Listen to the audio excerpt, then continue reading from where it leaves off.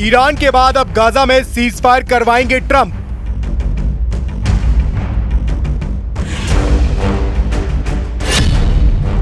Israel ने मानी 60 दिन के सीज फायर की शर्तें।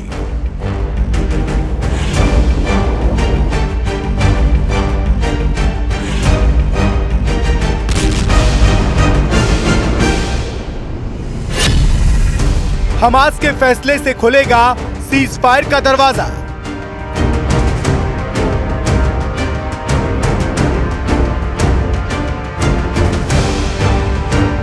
व्हाइट हाउस में अमेरिकी राष्ट्रपति डोनाल्ड ट्रंप और इजरायली प्रधानमंत्री बेंजामिन नेतन्याहू की मुलाकात 7 जुलाई को होनी है, लेकिन उसके पहले ही इजरायल की एक हाई प्रोफाइल टीम अमेरिका पहुंच चुकी है, जिसका नेतृत्व कर रहे हैं नेतन्याहू के करीबी सलाहकार और इजरायल के रणनीतिक मामलों के मंत्री रॉन डर्मर।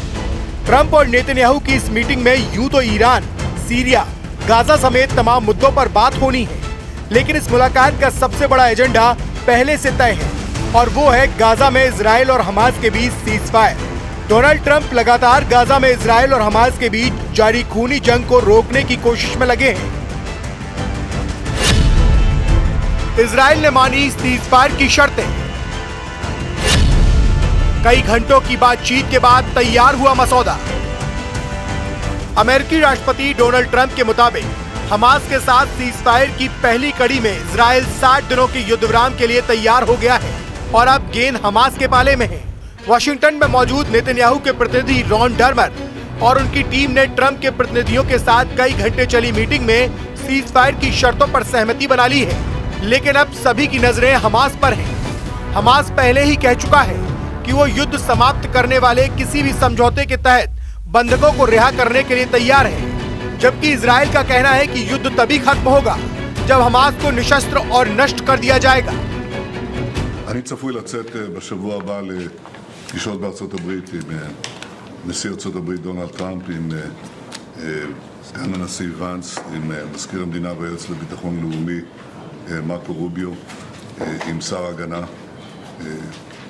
פיט הקסט, עם נציג הנשיא למזרח התיכון סטיב ויטקוף, עם שר המסחר. יש לנו כמה דברים, כן, לוטניק, אבל יש לנו כמה דברים לסגור לפני כן כדי להגיע להסכם הסחר בנוסף לדברים אחרים, פגישות עם ראשי הקונגרס והסנאט ופגישות ביטחוניות שאני לא אפרט כאן। ट्रंप की हमास को वार्निंग। ट्रंप पहले ही साफ कर चुके हैं कि अमेरिका अब इस युद्ध को विराम देने के लिए गंभीर है। 20 महीने से चल रहे इस युद्ध को खत्म करने के साथ साथ इजरायली बंधकों की रिहाई भी ट्रंप की लिस्ट में टॉप पर है।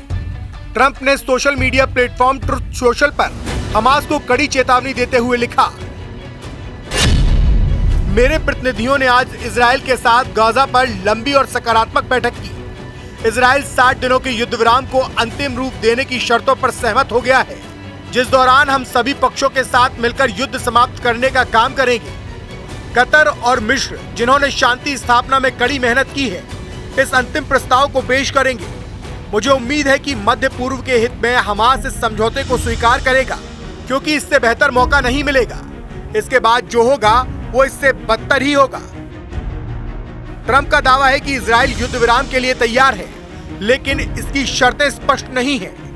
पहले भी ट्रंप के युद्ध विराम के दावे को लेकर बातचीत टूटी है, क्योंकि दोनों पक्षों ने एक दूसरे पर समझौते के उल्लंघन का आरोप लगाया था। कतर और मिस्र गाजा में इजरायल और हमास के बीच युद्ध विराम की प्रक्रिया में मध्यस्थ की भूमिका निभा रहे हैं। अमेरिकी राष्ट्रपति डोनाल्ड ट्रंप के मुताबिक युद्ध विराम के लिए फाइनल डील को यही दोनों देश हमास तक पहुंचाएंगे। दोनों देश लंबे समय से संघर्ष में मध्यस्थता करते आए हैं, खास तौर पर बंधकों के अदला बदली और युद्ध विराम के समझौते में। दोनों देशों की तटस्थ स्थिति और क्षेत्रीय प्रभाव सीज फायर जैसे मुश्किल काम में अहम भूमिका अदा करेगा, जिसका लक्ष्य गाजा में हिंसा को रोकना और स्थायी शांति की दिशा में कदम उठाना है। कब थमेगा गाजा में खूनी खेल?